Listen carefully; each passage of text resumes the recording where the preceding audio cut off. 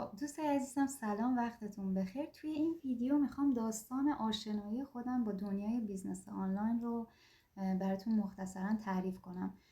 ببینید، من یه آدمی بودم که همیشه از فضای مجازی، از تکنولوژی، از کامپیوتر، از هر چیزی که مربوط به دنیای جدید و تمدن و اینها هست تا حدودی فراری بودم. یعنی مثلا یه اپلیکیشن میخواستم رو گوشیم نصب کنم، اگه همسرم دم دستم بود قطعا خودم این کار رو انجام نمیدادم. یا قبل از اینکه حالا بحث بیزنس وسط بیاد، هیچ علاقه‌ای به این پلتفرم‌های فضای مجازی نداشتم. یعنی مثلا اکانت فیسبوک، فکر کنید فیسبوک مثلا مال سال 2006. من دقیقا فقط صرفا به خاطر بیزنسم حاضر شدم برم یه اکانت فیسبوک داشته باشم. یا مثلا در مورد اینستاگرام و بقیه پلتفرم‌ها فقط چیزی رو که یه مقداری مثلا دوستش داشتم این اواخر یوتیوب بود، که مثلا اونم فقط میچرخیدم و ویدیوهای مربوط به چیزای نوستالژی و آشپزی و این داستانا رو توش پیدا میکردم. هر چیزی که میتونست منو از اون زندگی روزمره خسته کننده‌ای که خیلیامون داریم مثلا دور بکنه و ببره توی حال و هوای دیگه.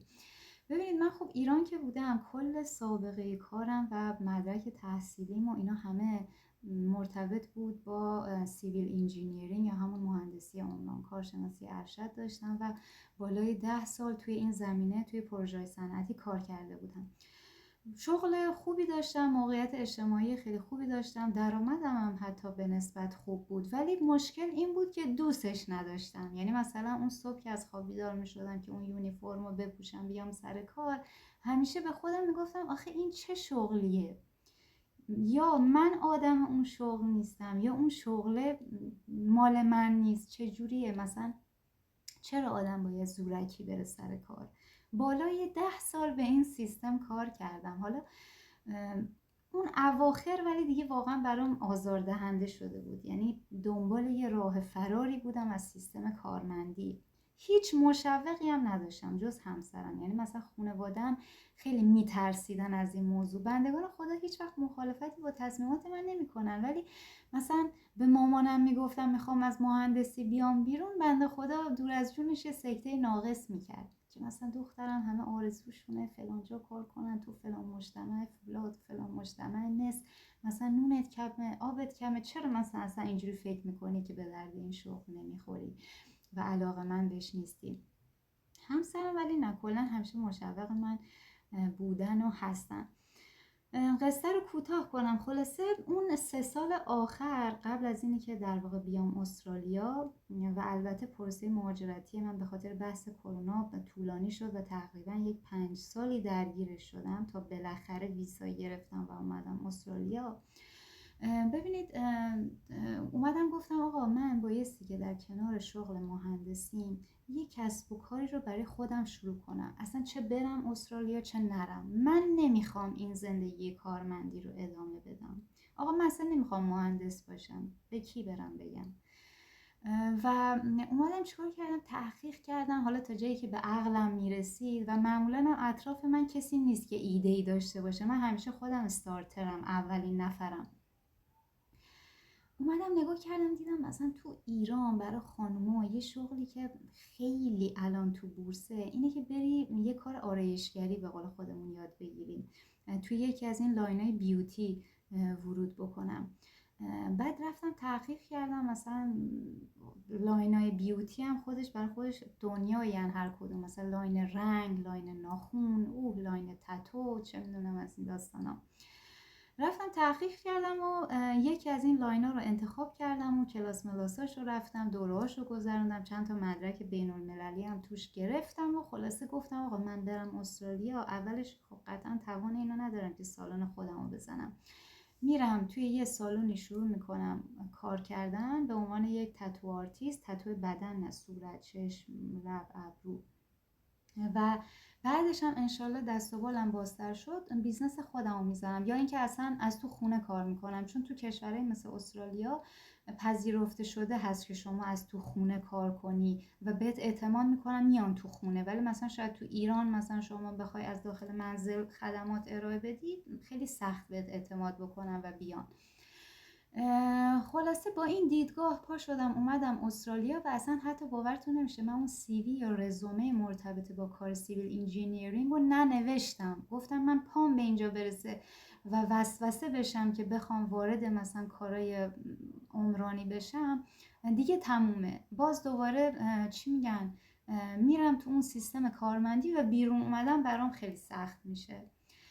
و باورتون نمیشه البته اون 3 سال آخر که میگم خیلی خودم اوورلود کردم، خودم رو کشتم. یعنی دغدغه‌های مهاجرتی رو داشتم، شغل فول تایم مهندسیم 11 ساعت در طول روز رو داشتم و بعد از ظهرها بعضی وقتا اون عصرها که حالا مشتری چیزی داشتم مثلا یه 3-4 ساعت هم میرفتم سالن و اینجوری بهتون بگم کلا مثلا از 11 شب تا 5 صبحی تو خونه بودم، اونم فقط فرصت میکردم یه شامی سری بخورم و بخوابم و دیگه هلاک شده بودم یعنی در واقع این اواخر. ولی خب گفتم دیگه بالاخره من باید یه بیزنسی رو در کنار شغل مهندسی خودم داشته باشم که بتونم استرالیا اونو ادامه بدم. چون میدونید اینجوری هم نیست که مثلا شما هر سرتیفیکیت بگیرید از فرداش مثلا تو اون کار مستر باشید. نه، واقعا باید کار کنید. کارهای بیوتی اصلا شوخی بردار نیست. یه وقت خدای نکرده یه خرابکاری کنید طرف راحت میره ازتون شکایت میکنه. بعضا هم اون خرابکاری شما خصوصا توی لاین آرایش دائم تتو عوارض جبران ناپذیری داره، عواقب جبران ناپذیری داره و کلی دردسر میشه. یعنی یه چیزی نبود که بگم حالا یک شبه میام استرالیا برای خودم میشم تتو آرتیست و تمام. نه. و جونم براتون بگه که اومدیم استرالیا و تقریبا یه 20 روزی بود از اومدنم میگذشت. من یه چنلی رو دنبال میکردم توی یوتیوب از همون زمانی که ایران بودم، نه خیلی جدی. یه خانمی بود و هی مثلا صحبت از آنلاین بیزنس میکرد و نمیدونم لایو میذاشت و 4 نفر دیگه هم دعوت میکرد و راجع به مثلا خصوصیات بیزنسشون میگفت.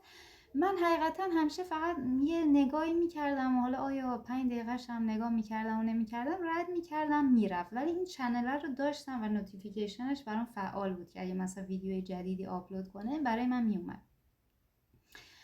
از قضا یه روز اینجا داشتم میچرخیدم برای خودم تو یوتیوب و اینا، رسیدم به چنل این خانوم و که بعداً شدن منتور خود من و وظیفه آموزش منو در واقع به عهده داشتن و خانم خیلی دوست داشتنی هم هستن و هنوزم با هم دوستای خیلی خوبی هستیم.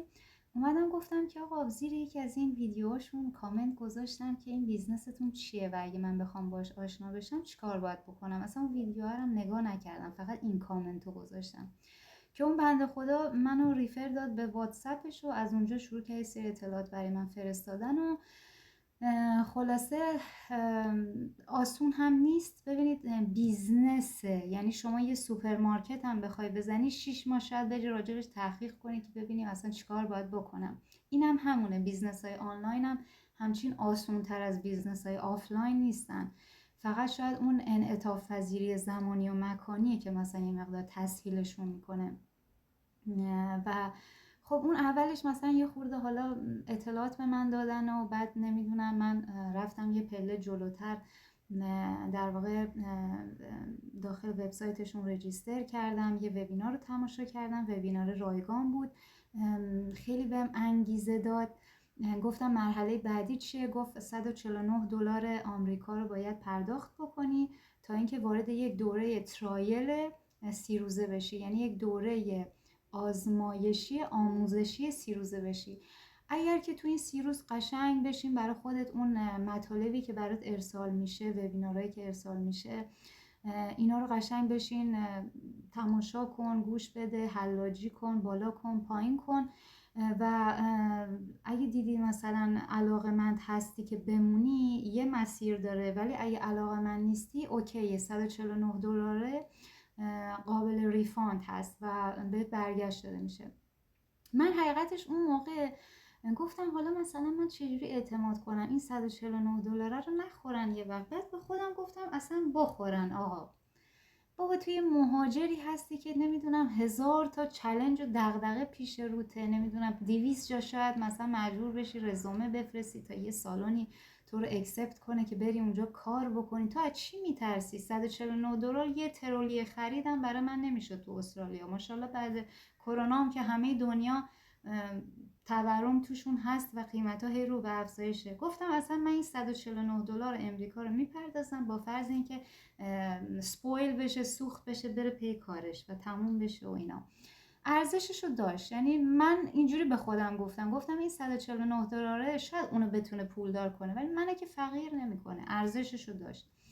پرداختم و وارد اون دوره ترایل 30 روزه شدم و هی مطلب برام بازتر میشد که کار مارکتینگ چیه، سوشال میدیا چیه، نمیدونم بیزنس های آنلاین دقیقا به چه شکلن و اینها. و تصمیم گرفتم که در واقع بمونم توی این سیستم و ادامه بدم. البته بهتون بگم، ببینید کلا شما هر کسب و کاری رو که بخواید برای خودتون شروع بکنید، اولش خب یه مقدار سختی و چالش هست. ببینید شما اولش تحت تعلیمین، یعنی یکی قراره به شما یه چیزی یاد بده و شما باید این روحیه رو داشته باشید که حاضر باشید یه چیز جدید یاد بگیرید و در واقع مثلا یه سیستمی رو، یه مسیری رو شروع بکنید که قبلا باش آشنایی نداشتید. در نتیجه همه اینها میطلبه که از اون چی میگن کامفورت زونی که حالا همه جا ازش صحبت میکنن بیاین بیرون و در واقع یه ذره به خودتون زحمت بدید خلاصه.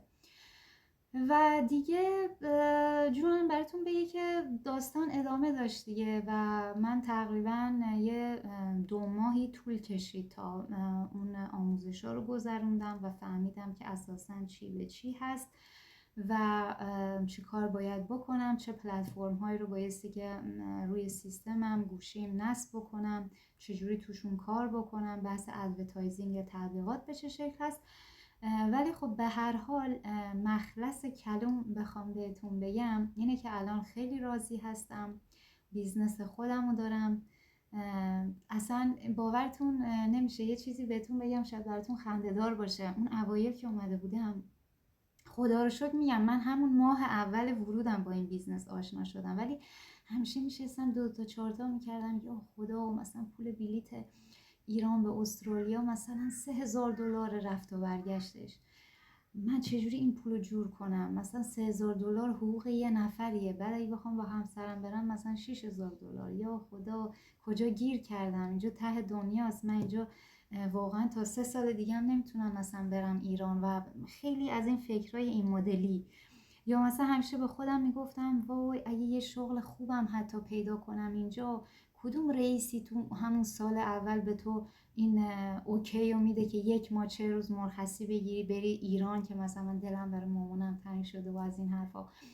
شاید همه اینا اصلا غلط بود ولی خب تو ذهن من بود و من باشون درگیر بودم و خیلی آزاردهنده بود. ولی میگم آشنایی با این بیزنس همه اون دغدغه ها رو برای من رفع کرد. حالا تو ویدیوهای بعدی به دیتیل بیشتر براتون توضیح میدم که خوبیاش چیه، بدیاش چیه، سختیاش چیه، آسونیاش چیه. با من همراه باشید.